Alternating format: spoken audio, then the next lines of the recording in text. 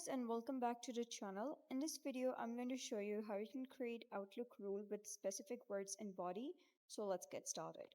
First of all, you're going to go to Home tab, and here you're going to click on the three dots, and here you're going to click on Rules and click on Create Rule. Here you're going to select the folder where you wish to create the rule on.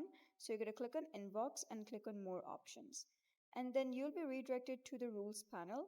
Here you can select move all messages from, for example, this box to the other box. So this is basically the title of the rule, and then you gotta set the condition. Now from here in from, you gotta scroll down and you gotta select the body one. So that is message body includes, and then you gotta enter words that the message body should include. So let's say I'm gonna type in something like invoice. So once you have added the condition, you're going to come to the action one.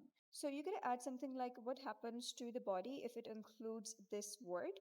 So you can choose the action something like move to folder. So let's say I'm going to write move to and select the folder. Let's say create a new folder, and I'm going to give the folder name invoices.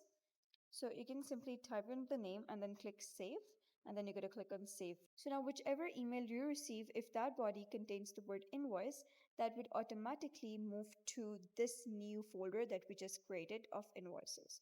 So that is basically how you can create Outlook rule with specific words in body. So if you found this guide helpful, please consider subscribing and leaving a like. It really helps me out, and I'll see you next time.